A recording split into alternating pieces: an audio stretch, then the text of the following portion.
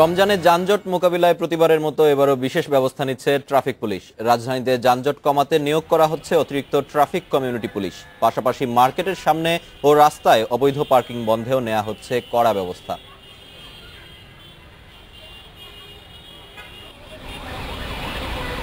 রাজধানীবাসীর কাছে যানজটের চিত্র নতুন কিছু নয়, তবে প্রতিবারই রোজার মাসে যানজটের মাত্রা বেড়ে যায় কয়েক গুণ। দুর্ভোগে পড়তে হয় নগরবাসীকে। ট্রাফিক বিভাগ সক্রিয় হলে যানজট কিছুটা কমবে বলে মনে করছে নগরবাসী। ট্রাফিকের আইনকানুন আরো উন্নত হওয়া উচিত, কারণ ট্রাফিকের যে আরো কাজকর্ম আছে এগুলো একটু গতিশীল করা দরকার। ট্রাফিক ব্যবস্থা হলে কি হবে বলেন, গাড়ি তো আর কমতেছে না। একটা সার্ভে আধা ঘন্টায়, একটা সার্ভে 5 মিনিট, তাহলে তো হইব না। ব্যক্তিনে এক যুক্ত সারা লাগবে, তো একটু জ্যামটা কমবো।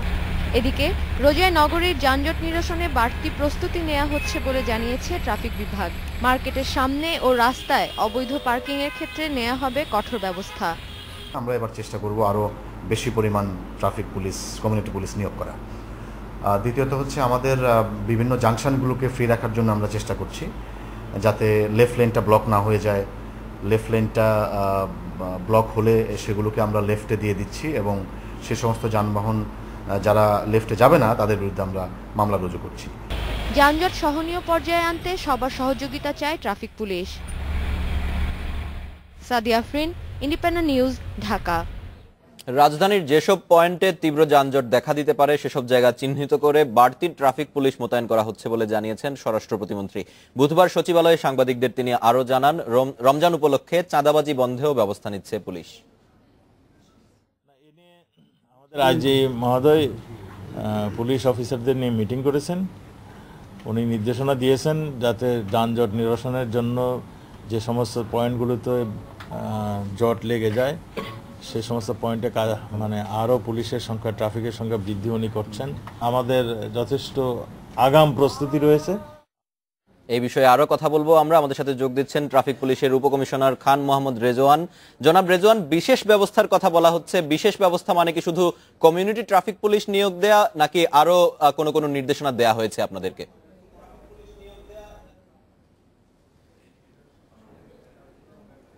জি, বিশেষ ব্যবস্থা বলতে রমজানে জানেন যে বিভিন্ন ধরনের কাজের প্রেশার বেড়ে যায়, রাস্তায় গাড়ি ঘোড়া এবং মানুষের চলাচলটিও বেড়ে যায়। তো এবং মানুষের বিপণী বিতান কেন্দ্রকে কেন্দ্র করেও মানুষের আনাগোনা অনেক বেশি বৃদ্ধি পায়।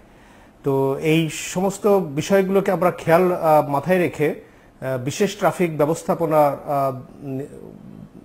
দায়িত্ব নেওয়া হয়েছে। এই বিশেষ ব্যবস্থাপনার অন্তর্ভুক্ত হবে, আগে তো আপনারা জানেন যে সকাল 7টা থেকে 2:30 এবং 2:30 থেকে 10:30 পর্যন্ত ট্রাফিক ডিউটি পালন করতে পুলিশ। তো রমজান মাসে 3টা শিফটে ডিউটি করা হবে। 7টা থেকে দুপুর 2টা, 2টা থেকে 11 ঘটিকা পর্যন্ত এই দুটো নিয়মিত শিফট থাকবে। এর বাইরে একটা অতিরিক্ত শিফট থাকবে, সেটা হচ্ছে 4টা থেকে রাত 9 ঘটিকা পর্যন্ত। স্পেশালি মার্কেট কেন্দ্রিক এই ব্যবস্থাপনাটা থাকবে। আর এর বাইরে কিছু কিছু রোডকে আমরা একমুখী ওয়ান ওয়ে করে দিচ্ছি, যাতে সেখানে ট্রাফিক জ্যামের সৃষ্টি না হয়। এর বাইরে আবার ট্রাফিক কমিউনিটি পুলিশ নিয়োগ দেওয়া হচ্ছে। বিপণী বিতান কেন্দ্রগুলোতে যেসব প্রাইভেট সিকিউরিটি গার্ড আছে তাদেরকে নিয়োগ দেওয়া হবে। তো এইসব প্রক্রিয়ার মাধ্যমে আমরা নগরবাসীকে অফিস থেকে যথাসময়ে বাসায় ফিরে গিয়ে যাতে ইফতারি করতে পারে এবং বিপণী বিতান কেন্দ্রগুলোতে গিয়ে তারা আনইন্টারাপ্টেডলি মার্কেটিং করতে পারে এবং বাসায় ফিরে যেতে পারে, তার ব্যবস্থা নিশ্চয়তা বিধান করা হবে। জনাব রেজওয়ান, আমাদের ট্রাফিক পুলিশে জনবলের একটা অভাবের কথা শুনে থাকি, সেই আপনি কি একটা কারণ মনে করেন যে ঢাকা শহরে যেরকম যানজট হয় সেই যানজটের একটি কারণ ট্রাফিক পুলিশে জনবলের অভাব?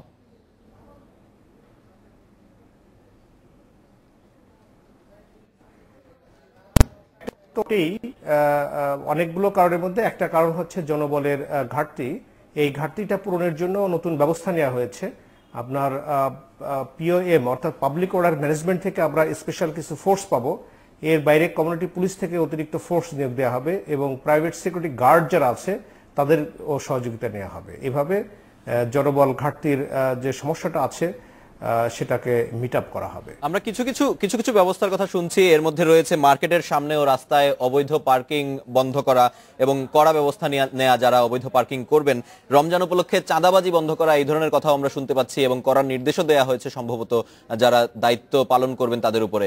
তাহলে শুধুমাত্র রমজান উপলক্ষে আসলে কেন? আমরা তো আরো প্রায় পুরো বছর জুড়ে প্রতিদিনই আমরা দেখি যে অবৈধভাবে পার্কিং হচ্ছে, কেউ আইন কানুন মানছে না এবং সিগন্যাল অমান্য করে গাড়ি চালানো হচ্ছে। শুধুমাত্র রমজানকে উপলক্ষ করে এই ধরনের ব্যবস্থা কেন নেওয়া হচ্ছে?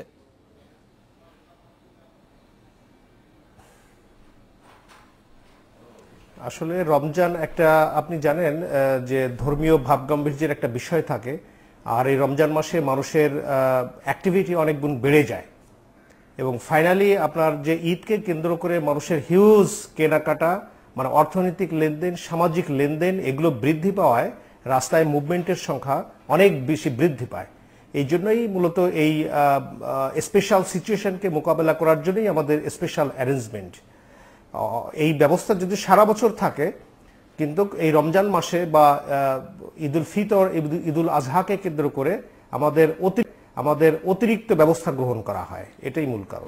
সারা বছরকে কেন্দ্র করে কি আপনাদের কোনো ধরনের কোনো পরিকল্পনা আছে? কারণ ঢাকা শহরের যানজট কিন্তু এমনিতেই আমরা দেখি যে স্পেশাল কোনো অকেশন ছাড়াও প্রচন্ড প্রায় অসহনীয় পর্যায়ে পৌঁছে গিয়েছে যানজট। সেই ক্ষেত্রে পার্কিং এখনো হচ্ছে, অনেক কড়া কড়া নিয়ম কানুন হচ্ছে, কিন্তু আমরা অনেক ক্ষেত্রেই দেখছি যে ছাড় দেয়া হচ্ছে, কড়া ব্যবস্থা নেওয়ার হুঁশিয়ারি থাকলেও সেটি কার্যকর হচ্ছে না। সেই ক্ষেত্রে ঢাকা শহরে যে অসহনীয় যানজট, সেটি নিরসনের কোনো পরিকল্পনা কি আপনাদের উপরে আছে, আপনাদের আছে?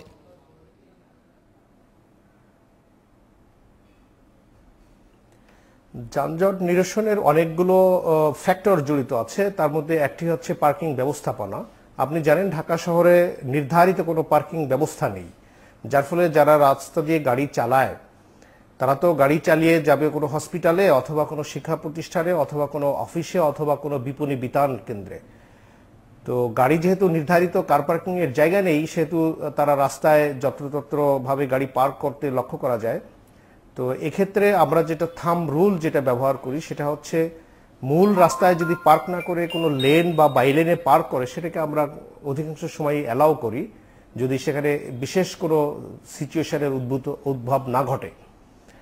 আর এই লক্ষ্যে আমরা সিটি কর্পোরেশনকে বিষয়টা অবহিত করেছি যাতে তারা নির্ধারিত পার্কিং ব্যবস্থাপনার আয়োজন করে, তাহলে এই যত্রতত্র পার্কিং এর প্রবণতা কমে যাবে।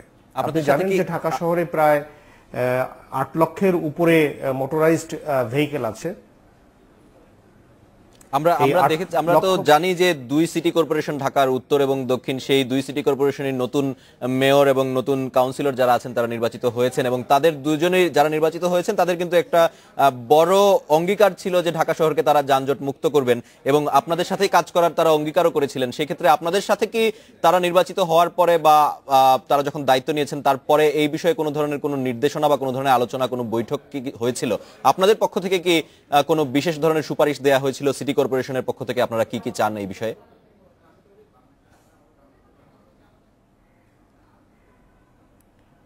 জি, এই সিটি কর্পোরেশনের মেয়র মহোদয়ের সঙ্গে আমাদের মিটিং হয়েছে, সেখানে আমরা সুপারিশ করেছি যেসব রাস্তাঘাট ছিন্ন বিচ্ছিন্ন হয়ে আছে বা কাটাকাটি খোঁড়াখুড়িতে নিয়োজিত আছে সেগুলো বন্ধ করে যত অতি সত্বর সেই ভাঙা রাস্তাগুলোকে মেরামত করে দেওয়া এবং যানবাহন চলাচলের উপযুক্ত করে দেওয়ার জন্য আমরা সুপারিশ করেছি। আর তাছাড়া জানেন যে শাহবাগ এবং বাংলা মোটর বা এই জাতীয় যেসব গুরুত্বপূর্ণ ইন্টারসেকশন আছে সেগুলোতে আমরা ওভারপাস এবং আন্ডারপাস নির্মাণের জন্য সুপারিশ করেছি। এই বিষয়গুলো তাৎক্ষণিক কিছু ব্যবস্থা নেওয়া হচ্ছে, আবার কিছু দীর্ঘমেয়াদী পরিকল্পনা নেওয়া হচ্ছে। এভাবে আমরা সিটি কর্পোরেশনের সঙ্গে কোঅর্ডিনেশন করে যাচ্ছি। আর এই ধরনের স্পেশাল অকেশনের কথা বলছিলেন, সামনে ঈদ আসছে, রমজান আসছে, এবং আমরা এই সময় দেখি যে আপনিও বললেন অ্যাক্টিভিটি বেশি থাকে এবং মানুষ রাস্তায় কিন্তু বেশি থাকে, তারা শপিং মলে যায়, ইফতার কিনতে যায়, অনেক কারণেই আসলে তারা রাস্তায় থাকেন, এবং এই সময়ে কিন্তু চুরি, ছিনতাই, অনেক ক্ষেত্রে আমরা দেখি যে গাড়িও ছিনতাই হচ্ছে, যানবাহন চুরি হচ্ছে। এই ছিনতাই, চুরি বা এই ধরনের যত কর্মকাণ্ড আছে অপরাধমূলক, সেই কর্মকাণ্ডগুলো যাতে না হতে পারে, এই ধরনের কোনো বিশেষ ব্যবস্থা কি আপনাদের আছে কিনা? হ্যাঁ, ঠিকই বলেছেন। এই রমজানকে কেন্দ্র করে স্পেশাল ব্যবস্থা থাকে, সেটি হচ্ছে আমাদের বিভিন্ন পয়েন্টে ট্রাফিক চেক পয়েন্ট থাকবে। এই চেক পয়েন্টগুলোতে গাড়ি র্যান্ডমলি বিভিন্ন শ্রেণীর গাড়ি চেকের আওতায় আসবে, যাতে এই জাতীয় ছিনতাইয়ের হার কমে যায় এবং এটা ডিটারেন্স হিসাবে কাজ করবে। আশা করি নগরে এই জাতীয় ঘটনা ঘটবে না। জনাব রেজওয়ান, আপনাকে অনেক ধন্যবাদ আমাদের সাথে যোগ দেওয়ার জন্য। আমরা এডিটর স্পিকে নিচ্ছি আরো একটি বিরতি, ফিরছি একটু পরে।